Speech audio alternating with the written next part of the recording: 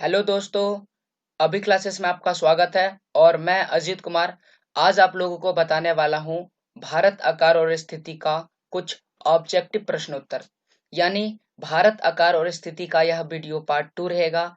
यह कक्षा 9वीं के एनसीईआरटी सॉल्यूशन का ऑब्जेक्टिव प्रश्नोत्तर का वीडियो है। इसमें हम लोग 20 प्लस ऑब्जेक्टिव प्रश्नोत्तर के विषय में बात करने वाले हैं। तो आइए हम लोग प्रारंभ करते हैं वीडियो।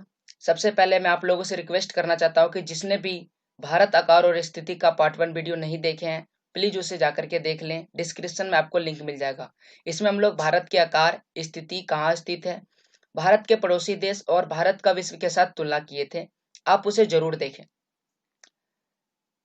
वीडियो प्रारंभ करने से पहले मैं आप लोगों को बता देना चाहता हूं कि मेरा नाम अजीत कुमार और मैं फेसबुक और इंस्टाग्राम दोनों जगह मौजूद हूं। आप मुझे वहां पर फॉलो कर सकते हैं और मुझसे जुड़ा हुआ कोई भी पर्सनल सवाल आप मुझसे कर सकते हैं। वीडियो से रिलेटेड प्रश्न के लिए आप वीडियो में कमेंट कर सकते हैं और आने वाले वीडियोस में कोई सुधार हो या फिर आप मुझे कोई नया टॉपिक देना चाहते हैं या फिर आपको कोई किसी टॉपिक में समस्या है तो आप वह भी कमेंट कर सकते हैं। तो चलिए हम लोग प्रश्नोत्तर पर गौर करते हैं। सबसे पहला प्रश्न है यहाँ पर कि भारतीय मुख्य भूमि का सबसे दक्षिणी बिंदु कौन सा है। सबसे दक्षिणी बिंदु देखिए, सबसे पहले मैं बता देना चाहता हूं कि दक्षिण भारत का अगर मानचित्र देखें तो भारत के मानचित्र में कश्मीर जो है उत्तर दिशा की ओर है और इस हिसाब से ऊपर की ओर आपका उत्तर दिशा होता है और नीचे की ओर दक्षिण दिशा। यानी नीचे अगर आप दक्षिण दिशा की बात करें तो दक्षिण बिंदु आपका कन्याकुमारी हो जाएगा। अगर 2004 से पहले की बात करूं तो 2004 से पहले इंदिरा पॉइंट भारत का दक्षिणी बिंदु था, लेकिन 2004 में आए सुनामी के कारण यह इंदिरा पॉइंट डूब गया और इसलिए यह भारत का अब दक्षिणी बिंदु नहीं रहा और वर्तमान में भारत का दक्षिणी बिंदु कन्याकुमारी है।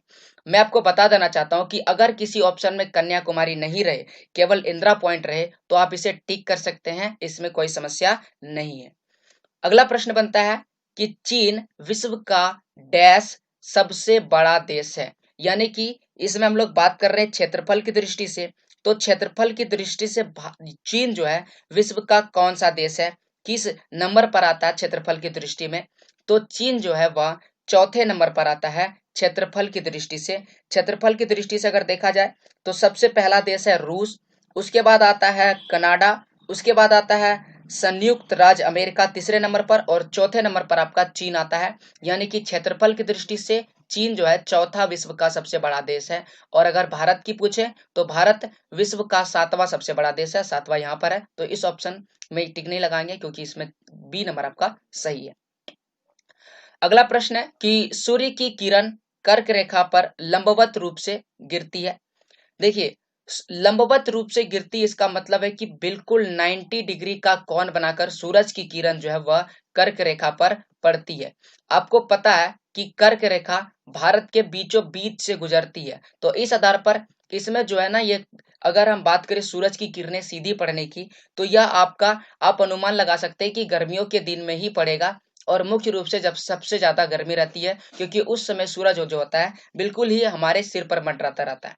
तो इस आधार पर हम लोग कह सकते हैं जो कर्क रेखा पर पड़ने वाली जो धूप है ना, वह कब पड़ेगी, यानी सूरज की किरणें पड़ेगी जून के आसपास और जून में सबसे ज्यादा गर्मी रहती है, इसलिए 21 जून इस प्रश्न का उत्तर होगा। ये हम केवल आपको याद रखने के लिए एक लॉजिक बताए हैं, परंतु सूर्य की किरणें सूरज जो होती है कर्क रेखा के माध्यम से गुजरती है जून के आसपास और 21 जून को बिल्कुल ही सूर्य की किरण कर्क रेखा के लंबवत हो जाती है और इसलिए इस प्रश्न का उत्तर 21 जून ए नंबर हो जाएगा। आगे बढ़ते हैं इसी प्रश्न में। प्रश्न है 4 नंबर की निम्नलिखित में से कौन भारतीय मुख्य भूमि का सबसे दक्षिणी अक्षांश है। यहाँ पर ध्यान से सुनिएगा, इस प्रश्न पर हम गौर करते हैं। प्रश्न बोला गया है भारतीय मुख्य भूमि का सबसे दक्षिणी, यानी कि दक्षिणी अक्षांश नहीं पूछा गया आपसे, पूछा गया भारत के सबसे दक्षिण में कौन सा अक्षांश है, यह पूछा गया। और अक्षांश हमेशा भारत के लिए उत्तर में ही होगा और अगर देशांतर बोलेगा तो हमेशा पूरब में ही होगा। यानी कि यहाँ पर दक्षिणी आपको कंफ्यूजन के लिए लिखा गया है प्रश्न को घुमा करके। तो इस आधार पर अगर जितना भी दक्षिणी लिखा गया है सब गलत है। जैसे कि ये 8 डिग्री 4 मिनट दक्षिण, यह गलत है। तो उसी आधार पर यहाँ पर देखिए 6 डिग्री 4 मिनट, यह दक्षिण भी क्या है, गलत है। यानी कि अब आपके पास 2 बचता है, 8 डिग्री 4 मिनट उत्तर या 6 डिग्री 4 मिनट उत्तर। तो आपको पता ही है कि भारत का जो है उत्तरी अक्षांश यानी कि अक्षांशीय विस्तार कितना है, 8 डिग्री 4 मिनट उत्तर से 37 डिग्री 6 मिनट। तो इस आधार पर सबसे दक्षिण में 8 डिग्री 4 मिनट उत्तर है। तो एक बार फिर से मैं आपको बता देना चाहता हूँ कि हमेशा याद रखिएगा कि अगर आपसे कोई भी प्रश्न भारत के लिए देशांतर और अक्षांश के लिए पूछा जाए तो अक्षांश का मान होगा हमेशा उत्तर में होगा और देशांतर के लिए मान होगा हमेशा पूर्व में। आगे बढ़ते हैं। यहाँ पर 5 नंबर प्रश्न है कि इंदिरा पॉइंट पानी के नीचे कब डूबा था। जैसा कि मैं आपको बता चुका हूं कि इंदिरा पॉइंट जो है ना वह पानी में डूब चुका है। यह भारत का सबसे दक्षिणी बिंदु था। तो यह कब डूबा था, 2004 में आए सुनामी के कारण इंदिरा पॉइंट पूर्ण रूप से जलमग्न हो चुका था। तो वर्तमान में दक्षिणी बिंदु भारत का कन्याकुमारी है, यह हम आपको बता चुके हैं। आगे बढ़ते हैं। अगला जो है 6 नंबर का प्रश्न है।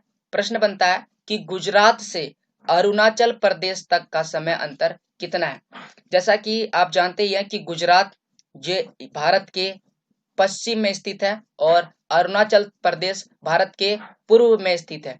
तो इन दोनों के बीच में बहुत ही ज्यादा दूरी है और इस दूरी के चलते इसमें सूर्योदय जो होता है ना बाद में होता है। अरुणाचल प्रदेश में पहले होता है और गुजरात में बाद होता है। तो वही प्रश्न पूछा गया कि कितने समय के बाद होता है। तो इस दोनों के बीच का जो अंतर है वह 2 घंटे का अंतर है। यानी अरुणाचल प्रदेश में 2 घंटे पहले सूर्योदय होता है जबकि गुजरात में 2 घंटे बाद होता है। आगे प्रश्न है कि भारत का उत्तर दक्षिण विस्तार क्या है। यहाँ पर देखिए ध्यान से समझिए, प्रश्न में पूछा गया उत्तर और दक्षिण विस्तार। तो सबसे पहले उत्तर दक्षिण को माइंड में घुमाते हैं। उत्तर में आपका कश्मीर है और दक्षिण में आपका कन्याकुमारी है। तो इस आधार पर उत्तर दक्षिण का विस्तार अगर देखा जाए तो 3214 किलोमीटर होता है। हम इसको इस प्रकार से याद किए हैं, आप 3214 किलोमीटर या 3214 किलोमीटर जैसे भी याद कर सकते हैं। और 3214 अगर देखा जाए तो 1 नंबर में है, यानी कि ये वाला ऑप्शन आपका क्या हो जाएगा, सही 3214 किलोमीटर भारत का उत्तर से दक्षिण का विस्तार है, इतनी दूरी है। अगला प्रश्न बनता है कि भारत के भूभाग का कुल क्षेत्रफल डैश लाख वर्ग किलोमीटर है। यानी कितना लाख वर्ग किलोमीटर है भारत का क्षेत्रफल। तो भारत का क्षेत्रफल है 32.8 लाख वर्ग किलोमीटर। तो कहां पर है, ये रहा 32.8। माफ कीजिएगा ये सारे ऑप्शन थोड़े गलत हो गए हैं। दशमलव जो होगा वह यहाँ पर होगा इसमें, और इस ऑप्शन में भी दशमलव आपका यहाँ पर होगा और इसमें भी आपका दशमलव क्या होगा, यहाँ पर होगा। और यह जो प्रश्न होगा यह 32.8 होगा। यहाँ पर मैं माफी चाहता हूँ, यह गलत लिखा गया, आप इसे सुधार ले। 32.8, फिर से बोल देता हूँ, 32.8 लाख वर्ग किलोमीटर भारत के भूभाग का क्षेत्रफल है। आगे बढ़ते हैं। प्रश्न है कि कौन सा देश पश्चिम में भारत के साथ भूमि सीमा साझा करती है। ध्यान से प्रश्न को समझिएगा, पूछा गया है पश्चिम में। तो आपको पहले ही बता चुके हैं कि अरुणाचल प्रदेश पूर्व की ओर है और गुजरात है पश्चिम की ओर। और इस आधार पर गुजरात की ओर कौन सा देश है, चलिए देखते हैं। क्या चीन गुजरात की ओर है, नहीं, यह तो भारत के उत्तर में। यानी कि यह वाला ऑप्शन आपका क्या हो जाएगा, गलत हो जाएगा, यह सही नहीं है। सही उत्तर क्या होगा, अगले देखते हैं। नेपाल, नेपाल भी आपका उत्तर में है, यानी कि यह भी आपका नहीं होगा। उसके बाद आता है भूटान, भूटान भी आपका उत्तर में है, यानी यह ऑप्शन भी गलत है। उसके बाद आता है डी नंबर पाकिस्तान। जी, पाकिस्तान आपका पश्चिम में है, भारत का पड़ोसी देश। आगे बढ़ते हैं। प्रश्न है अंडमान और निकोबार द्वीप समूह की राजधानी कौन सी है। तो ये आपको राज्य और राजधानी याद तो करनी पड़ेगी। तो अंडमान और निकोबार द्वीप समूह की राजधानी है पोर्ट ब्लेयर। आगे बढ़ते हैं। प्रश्न, तो ये राजधानी आप प्लीज याद कर लीजिएगा, न केवल राज्यों की, केंद्र शासित प्रदेशों का भी राज्य और राजधानी आपको याद रखना है। 11 नंबर का प्रश्न बनता है कि IST क्या है। तो IST देखिए, IST भारतीय मानक समय है, भारतीय मानक समय। आपको बताएं कि गुजरात और अरुणाचल प्रदेश के बीच का समय अंतर 2 घंटा है और इसी 2 घंटे को काम करने के लिए हम लोग मानक मेरिडियन यानी कि मानक यमुनोत्तर को लिए हैं और इस मानक यमुनोत्तर जो है भारत के बीच से गुजरती है। उत्तर प्रदेश के मिर्जापुर से होकर के 82 डिग्री 30 मिनट से होकर गुजरती है, और इसको हम लोग बोलते हैं भारत का मानक यमुनोत्तर, यानी भारत का मानक समय, और इसको इंग्लिश में बोलते हैं IST। तो ये था इस प्रश्न का उत्तर। प्रश्न नंबर 12 है, भारत का पूर्व पश्चिम विस्तार क्या है। यहाँ पर देखिए, पूर्व और पश्चिम, फिर से मैं आपको बता देना चाहता हूँ पूर्व और पश्चिम में क्या है। पूर्व में आपका गुजरात है, माफ कीजिएगा, पूर्व में आपका अरुणाचल प्रदेश है, और पश्चिम में आपका गुजरात है। यानी कि अरुणाचल प्रदेश से गुजरात के बीच की दूरी कितनी है, तो यह है 2933। तो 2933 आपका बी नंबर में है, यानी 2933 किलोमीटर दूरी। आप इसे कैसे भी याद रख सकते हैं, 2933, मैंने इसे 2933 याद रखा है। तो 2933 किलोमीटर की दूरी है पूर्व से पश्चिम का विस्तार भारत के लिए। प्रश्न बनता है, भारत किस गोलार्ध में स्थित है। गोलार्ध, गोला का आधा भाग। आपको पता है कि वह हमारी जो पृथ्वी है वह पूर्ण रूप से गोल रूप दिखती है, कहीं पर हल्का सा टेढ़ा है तो उसको हम लोग नेग्लेक्ट कर देते हैं, लेकिन मान के चलते हैं कि पृथ्वी पूर्ण रूप से गोल है। अगर पृथ्वी पूर्ण रूप से गोल है तो भारत कहाँ है, पर इसको दो भागों में बांटा जाए तो ऊपर की ओर जो भाग बनेगा वह है उत्तरी गोलार्ध, और जो नीचे की ओर भाग बनेगा वह है दक्षिणी गोलार्ध। तो इस आधार पर भारत हमारा ऊपर में है, इस जगह पर, यहाँ पर एशिया महादेश में है, तो इस आधार पर भारत जो है उत्तरी गोलार्ध में है। और उत्तरी गोलार्ध में भी यह जो है ना, इस दिशा में है आपका पश्चिम है, और इस दिशा की ओर पूरब है, यानी कि भारत जो है पूरब की ओर थोड़ा करीब है। तो इस आधार पर हम लोग बोल सकते हैं भारत जो है वह उत्तरी और पूर्वी गोलार्ध के नजदीक है। तो यानी इस प्रश्न का उत्तर हो जाएगा उत्तर पूरब। तो उत्तर पूरब यह रहा आपका बी नंबर, बी नंबर में उत्तर पूरब है, तो उत्तर पूरब आपका सही आंसर हो जाएगा इस प्रश्न के लिए। भारत किस गोलार्ध में स्थित है। अगर केवल उत्तरी गोलार्ध लिखा रहेगा तो वह भी आपका आंसर सही हो जाएगा, लेकिन मैंने विस्तार से समझाने के लिए उत्तर और पूरब इस ऑप्शन में डाल दिया था। आगे बढ़ते हैं। प्रश्न है कि कर्क रेखा किसके बीच से नहीं गुजरती है। अब देखिए यहाँ पर जो प्रश्न बना है किसके बीच से नहीं गुजरती है, उससे पहले मैं आपको बता देना चाहता हूं कि कर्क रेखा किस राज्य से गुजरती है। पहले यह चीज समझना आपके लिए जरूरी है। तो कर्क रेखा जो है ना, भारत के गुजरात, राजस्थान, मध्य प्रदेश, छत्तीसगढ़, झारखंड, पश्चिम बंगाल, त्रिपुरा और मिजोरम राज्यों से होकर के गुजरती है। और इन सभी में से राजस्थान, राजस्थान से गुजरती है। यहाँ पर प्रश्न पूछा गया नहीं गुजरती है, गौर कीजिएगा। छत्तीसगढ़, जी हाँ छत्तीसगढ़ से गुजरती है, यानी कि यह आपका ऑप्शन गलत है। राजस्थान भी गलत है, यहाँ पर ये ऑप्शन गलत हो जाएगा। उड़ीसा, जी उड़ीसा से जो है ना नहीं गुजरती है, यानी कि इस प्रश्न का उत्तर उड़ीसा हो जाएगा, क्योंकि त्रिपुरा से भी गुजरती है। त्रिपुरा इसका ऑप्शन, इस प्रश्न का उत्तर नहीं होगा। आगे बढ़ते हैं। प्रश्न है जी 15 नंबर का प्रश्न है। 15 नंबर का प्रश्न है कि भारत का सबसे पश्चिमी देशांतर है। यहाँ पर प्रश्न पर गौर कीजिएगा, सबसे पश्चिमी देशांतर। तो हम आपको पहले ही बोले कि पश्चिम, पश्चिम किस ओर है, पश्चिम में आपका कौन सा राज्य पड़ता है, पहले इसको माइंड में थोड़ा घुमा लीजिए। पश्चिम में हमारा पड़ता है गुजरात, गुजरात हमारे पश्चिम में पड़ता है, और पूर्व में पड़ता है हमारा अरुणाचल प्रदेश। तो पश्चिम में गुजरात के पास जो देशांतर है वह है 68 degree 7 minute, 68 degree 7 minute.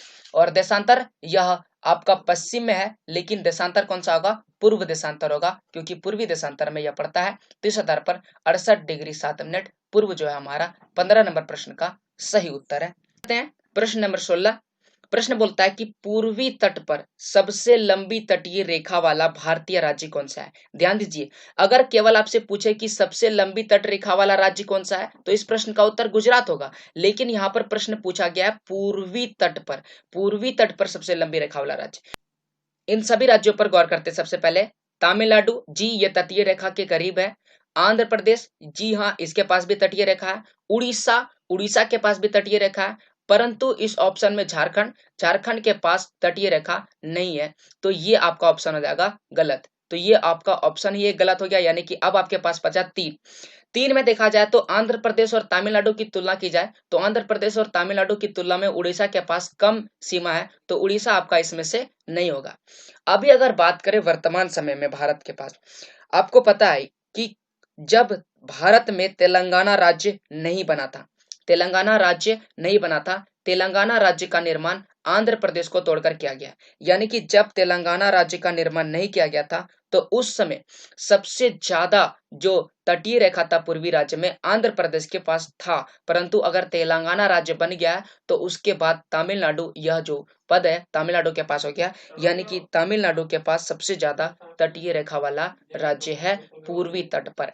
Okay, समझ में आ गया ना। इससे पहले तमिलनाडु था, सॉरी माफ कीजिएगा, आंध्र प्रदेश था, लेकिन आंध्र प्रदेश को तोड़ करके तेलंगाना का निर्माण कर दिया गया है और इसलिए यह राज्य अब छोटा पड़ गया है। और अब किसके पास यह पद आ गया है? तमिलनाडु के पास, कि तमिलनाडु पूर्वी तट पर सबसे लंबी तटीय रेखा वाला भारतीय राज्य बन गया है। अगला प्रश्न है 17 नंबर। 17 नंबर प्रश्न बोला जाता है कि उत्तराखंड, उत्तर प्रदेश, बिहार, पश्चिम बंगाल और सिक्किम की सीमाएं किस राज्य को छूती है? तो सबसे पहले मैं आपको इसके लिए एक क्लू देना चाहता हूं, माप कि सिक्किम जो है वह अपने माइंड में घुमाइए, सिक्किम कहां पर है? सिक्किम आपको याद रहेगा कि नेपाल और भूटान के बीच में है, नेपाल और भूटान के बीच में है। तो इस सिक्किम के आधार पर आप, सिक्किम नेपाल और भूटान के बीच में है। और उसके बाद अगला जो राज्य है उत्तराखंड, उत्तराखंड आपका क्या है? जम्मू कश्मीर की ओर है। यानी कि आप इस अनुमान लगा सकते हैं कि उत्तराखंड जम्मू कश्मीर की ओर है और सिक्किम नेपाल और भूटान के बीच में।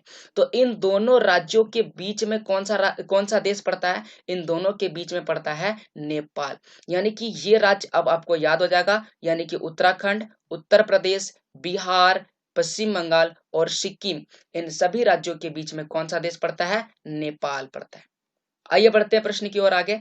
प्रश्न है कि भारत दुनिया का डैश सबसे बड़ा देश है।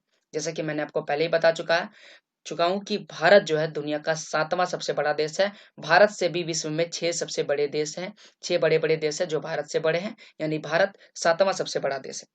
आगे बढ़ते प्रश्न में। प्रश्न है सुएज नहर को किस वर्ष में खोला गया? सुएज नहर है क्या? सबसे पहले ये बात करते हैं।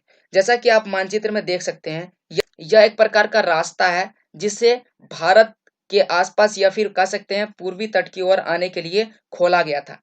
यह भारत और यूरोप के बीच की दूरी को कम कर देता था। सुएज नहर कितनी दूरी कम कर देता था? 7,000 किलोमीटर की दूरी को ये कम कर देता था सुएज नहर।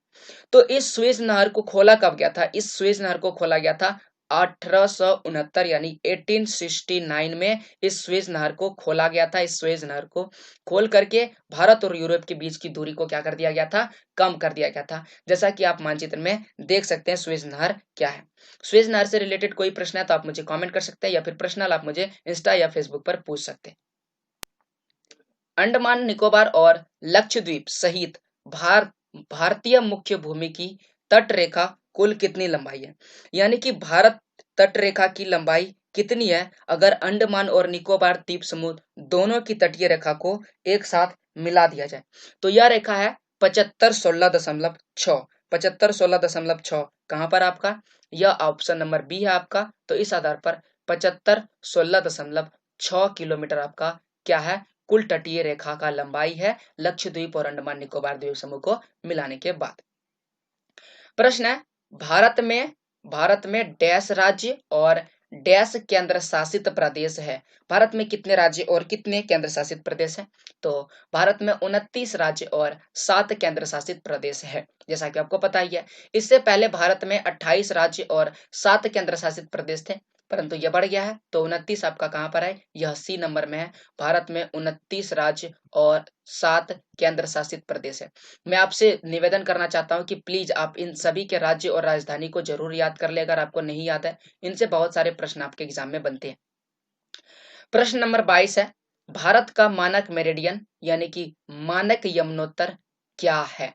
मानक यमुनोत्तर एक ऐसी रेखा है जो भारत के बीचों बीच से गुजरती है उत्तर दक्षिण में और भारत को एक परफेक्ट समय यानी कि बैलेंस्ड समय देती है, जिससे भारत के बीच का जो 2 घंटे का समय अंतर है इस पर नियंत्रण पाया जाता है। तो 82 डिग्री 30 मिनट पूर्व जो है भारत का मानक यमुनोत्तर यानी मानक मेरिडियन को माना गया है और यह भारत के समय को बैलेंस करने के लिए खींचा गया है ताकि भारत और गुजरात और अरुणाचल प्रदेश के बीच का जो 2 घंटे का समय अंतर है वह नियमित रहे। प्रश्न नंबर 23 कावरती में स्थित है। माफ कीजिएगा, कावरती कहाँ पर स्थित है, यह प्रश्न पूछा गया है।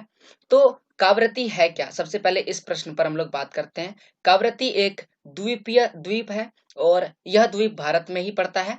चूंकि भारत का द्वीप है तो यह जो है ना आपका लक्षद्वीप की राजधानी है। जैसा कि आप मानचित्र में देख सकते हैं, यह कहाँ पर पड़ता है, भारत से दूरी पर है और यह लक्षद्वीप की राजधानी है। तो इस आधार पर लक्षद्वीप में स्थित है कावरती। तो इस प्रश्न का उत्तर डी बन जाता है। आगे बढ़ते हैं। प्रश्न है कि भारत की अक्षांशीय सीमा क्या है। अक्षांशीय सीमा यानी कि कौन सी सीमा की बात किया जा रहा है, भारत की अक्षांशीय सीमा क्या है।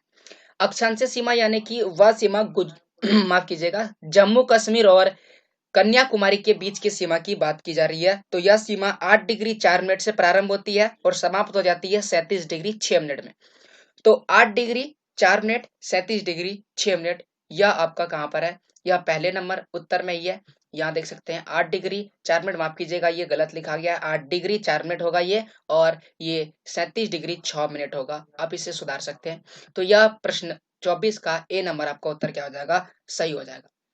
तो इस आधार पर हमने 20 प्लस प्रश्न उत्तर के विषय में बात किए हैं। उम्मीद करते हैं आपको यह वीडियो पसंद आया है। आप हमें कमेंट करके जरूर बताएं कि यह वीडियो आपको कैसा लगा, ताकि हम आने वाले वीडियोस में ऐसे ही वीडियो लेकर आएं और हमें मोटिवेट करें कि जी हाँ सर ये वीडियो अच्छा था। अगर गलत खराब है तो हम ये भी बताइए कि सर इसमें ये कमी था, आप इसे सुधारिए।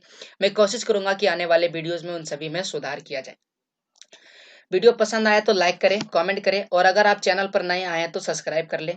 और आप मुझे फॉलो कर सकते हैं इंस्टाग्राम और फेसबुक पर, मुझसे जुड़ा हुआ है कोई भी पर्सनल सवाल के लिए। आगे आने वाले वीडियोस में हम बात करेंगे इसके अध्याय 2 के विषय में, और वह अध्याय होगा भारत का भौतिक स्वरूप। और उस अध्याय में बहुत ही महत्वपूर्ण बातें पढ़नी है और उस अध्याय को हम लोग अलग अलग भागों में पढ़ेंगे। तो अभी तक के लिए इतना ही। जय हिंद, जय भारत, वंदे मातरम।